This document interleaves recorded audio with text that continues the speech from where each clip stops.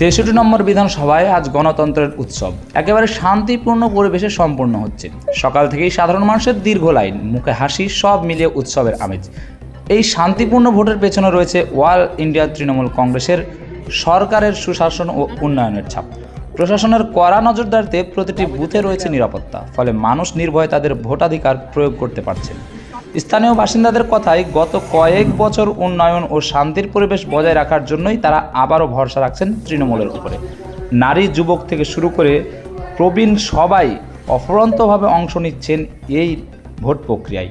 কোথাও কোনো অশান্তির খবর নেই, যা প্রমাণ করে উন্নয়নের পথেই এগোচ্ছে এই বিধানসভা।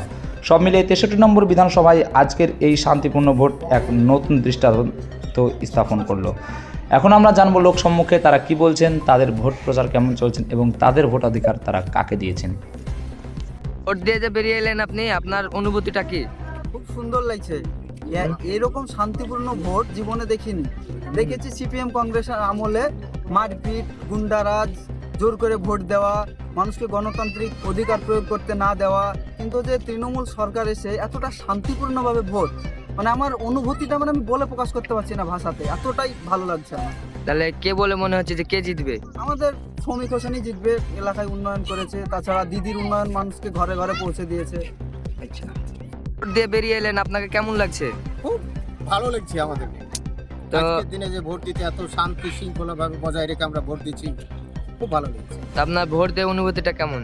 খুব মজা লেগেছে। এই যে কত শান্ত শৃঙ্খলা ভাবে ভোট হচ্ছে, কোনো অপ্রীতিকর ঘটনা নাই। আপনার কে বলে মনে হচ্ছে যে কে জিতবে এই ভোটে?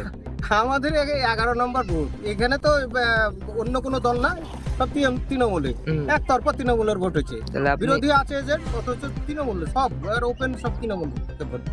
আচ্ছা, তাহলে আপনার মনে হচ্ছে শ্রমিক হোসেন জিতবে? শ্রমিক হোসেন জিতবে। আমাদের ভোটে প্রায় 867 ভোটের মধ্যে 800 প্লাসই পাবে শ্রমিক হোসেন।